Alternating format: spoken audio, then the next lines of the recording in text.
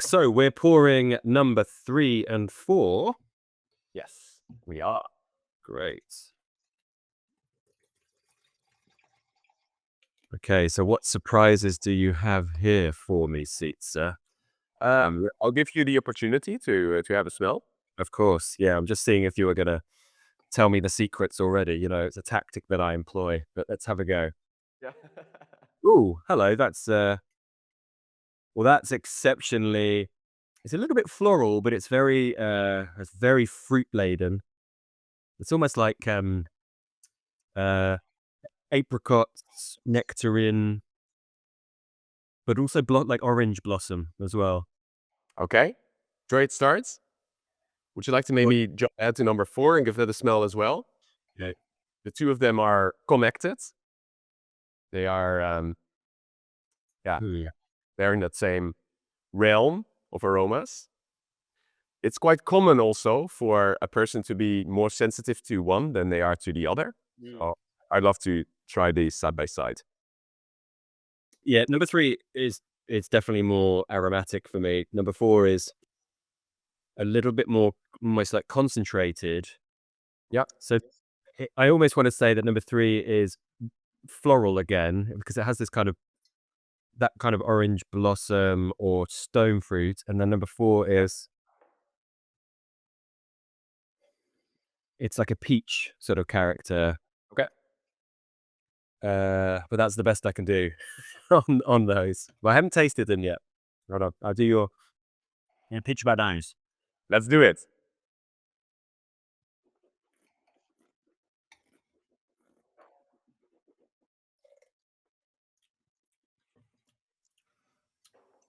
Yeah, there's something almost sort of muscatty about that sort of Muscat Torontes kind of character. It's that kind of floral and slightly exotic fruit to it. Number 4. Hold on.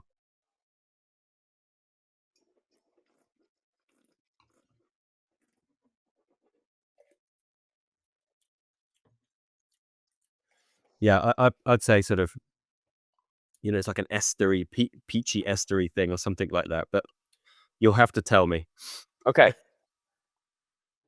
Bang on with the Muscat descriptor. So these these two aromas both belong to the family of terpenes. And terpenes are those compounds in wine that are responsible for the floral characters. Okay. Now let's start with number 3. Most common descriptor is rose. So just to narrow it down a little bit from the floral descriptor, we typically call it rose.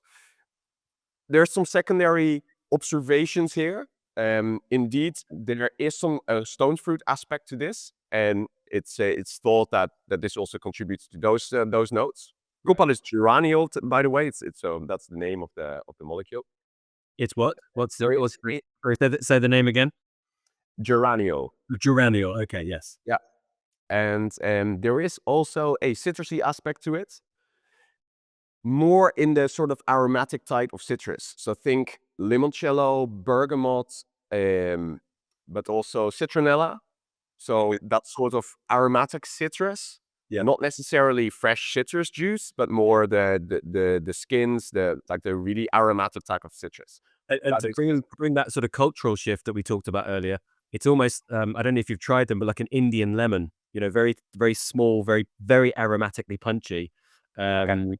You know, not like a typical citrus that we might find here in Britain or Western Europe, but they have a lot of sort of real sweet, ripe floral character to sort of like an Indian lemon. I love the descriptor. I've written it down, and something I definitely explore with delivering these courses. And then number 4 is in the same. Ale is commonly described as lychee, and this is found in greater concentrations. In yeah, it's one of those things where you like, if you put a name to it, it then becomes it becomes obvious. And I think the sense of smell is so subjective to suggestion as well. So I think that's a very powerful property of smell. I mean, It's really interesting because when I first tried it, it was a little bit more closed, but it's just sort of opened out now. And it might be the fact that I've had a flavor, a chemical compound associated to it with the one previously that has just helped it out of its shell. But it's as you mentioned, it's so obviously lychee now, which is interesting. Right? Yeah, and definitely, indeed, it helps going back and forth between these glasses and occasionally back to the reference as well. Yeah. And then sometimes these compounds then just jump out to you a bit more. And see, so that's so important. Do you know what I've not been doing is smelling the reference, because I'm like a kid in a candy shop. I'm so excitable by the wines that you have spiked. Yeah. I haven't gone back to that more neutral one, and it absolutely brings out that lychee much more. So it's very important, isn't it, to actually go back to that reference? Yeah. Fantastic. Any blending on your Other wine styles that you find these in, indeed, left Muscat, Gewürztraminer. So we're talking about the rose one now. Yeah. To a lesser extent, Viognier, Riesling.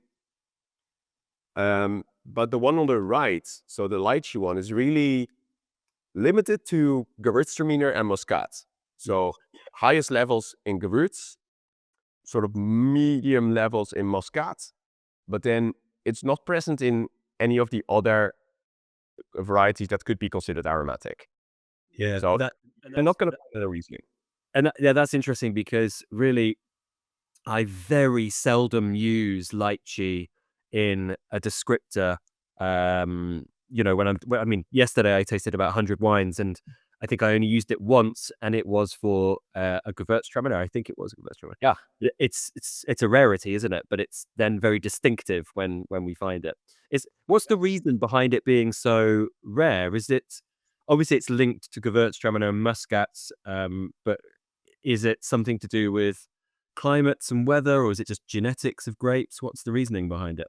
It would be linked to the genetics. And why those genetics are exactly there is a bit more difficult to answer. Yeah. So this is presumably just to like people selecting those varieties because they have interesting aroma characters. It could be that there's some function to it as well.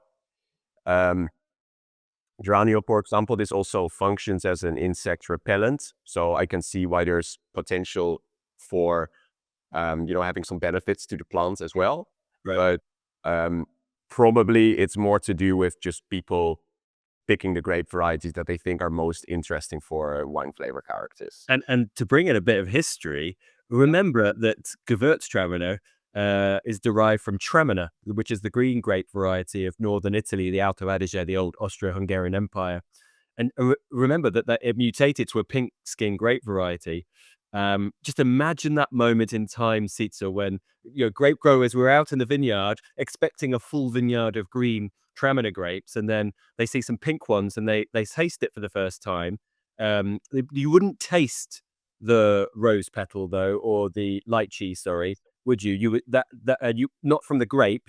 It's in the wine only, right? Is it something? It's actually about like a portion of it is noticeable in the grapes, and Right. then a portion of it is trapped. So that is indeed released during fermentation. Okay. So So you could it's say yes, it's grape. yeah, you could, Okay. but there's a lot of like that is only a small portion, and there's a lot of more potential for that in fermentation. So that's fascinating. So they would have tasted those pink grapes for the first time and gone, "Wow, this is a new flavor. It's Yeah. a new grape variety." And of course, they claim it as Gewürztraminer, and of course, then it makes this completely different wine to Traminer, which is just fascinating. Right, we must move on. Like, Find the essence, isn't it? of course, let's mix them together if you can. Yep. And when you're smelling this, it's more of like a complete smell of Gewürztraminer. So you've got all the floral, you've got all the lighty characters coming through.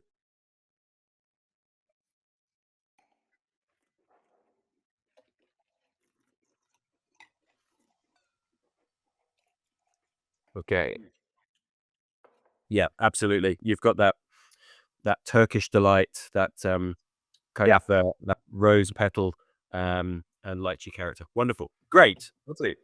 So That's 5 and 6. Okay.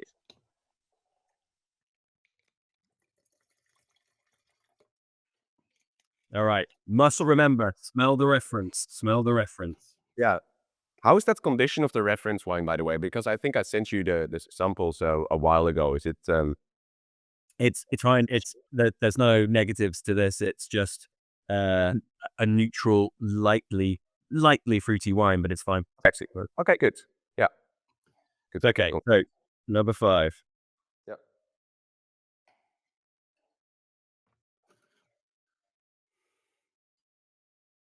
That's harder. That's much more subtle. I'm not sure on that one. Wow, number 6 is very strong. Okay.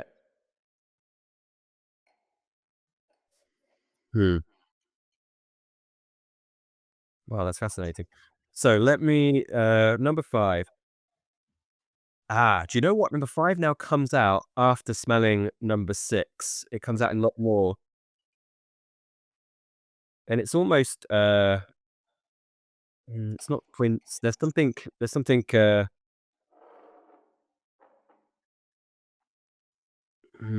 it's green but sweet. Okay. I think sweets could even apply to both of these.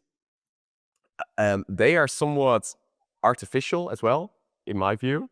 Mm. Yeah, the number 6 for me smells really surreal. It's kind of I mean, maybe it's sort of slightly almost floral chamomile and honeysuckle to number 6, something like that. I'm not sure. Number 5 though has a specific sweetness at its core. So it's got a little bit of volatility, but it has this sweetness. It almost reminds me, I don't know, of like there's a little bit like not Riesling, but like a Cabernet level where you've got that little bit of like residual sugar on the nose. Okay. That's the best you're going to get from me on number 5. Number 6. I don't know. It's almost like hay or straw though as well.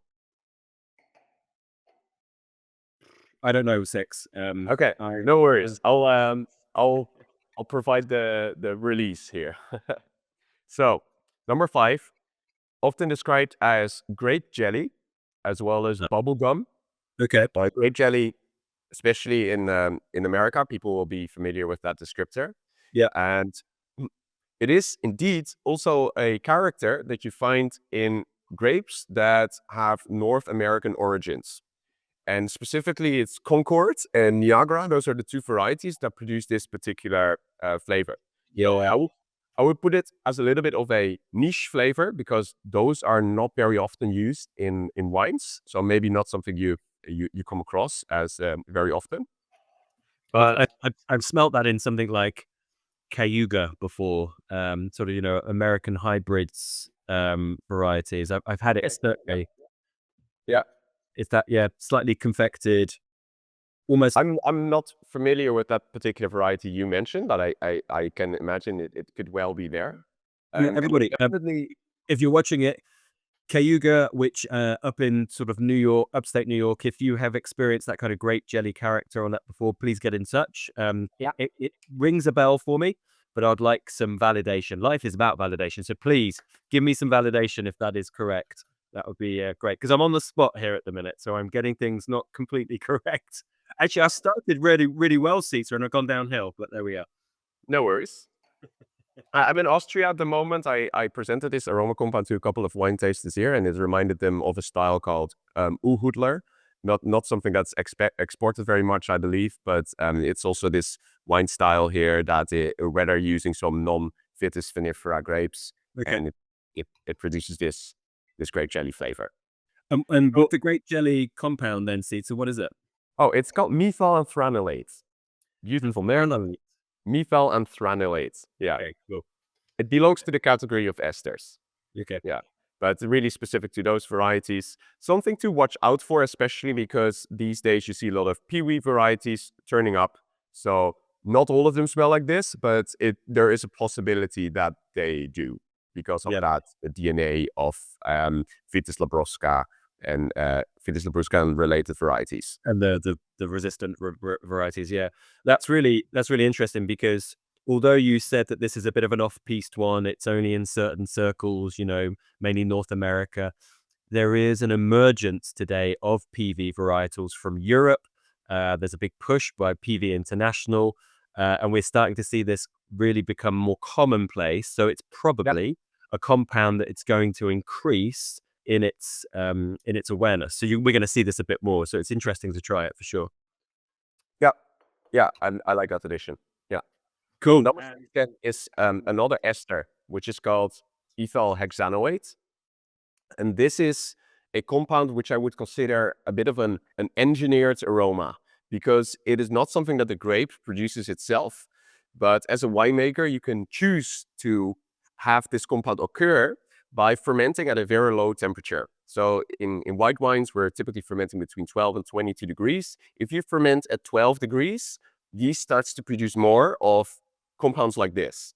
And it gives this very sort of artificial apple, almost aniseed licorice is what association you get with it as well. Do you know, see, that's the strong compound that jumps out. There's this kind of phenyl aniseed character, which is quite strong, which is fascinating. The ethyl thing, fascinating as well, because of course now I can get it. It's obvious. But you mentioning at 12 degrees. So this is it going to be for certain varieties at 12 degrees?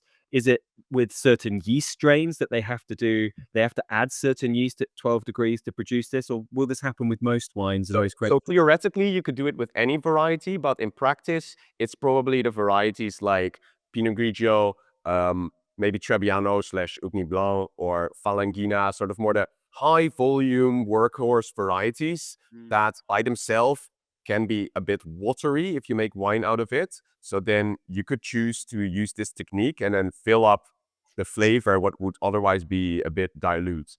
And yeast strain, absolutely a nice addition there. So certain, yeast strains have been developed that are known to be very high ester producers. So they produce very high levels of this. Cool. And just to link into what we've been talking about, these are not going to be aromas from the grapes. They're all produced by esters and fermentation, right? So you cannot taste these in the grapes. Yeah, exactly. Cool. Great. Really fascinating. The compound you mentioned for this, didn't you? Ethyl hexanoate? Yes. Good. Yeah. Is that right? Pretty much. Yeah. Ethyl hexanoate or hexanoate. Okay, cool. Yeah. Great. I've not actually ever mixed these together. And I don't really have a justification why you would, but yeah, there's a reason why, right? Yeah. That's good. But why not? Since we can do it.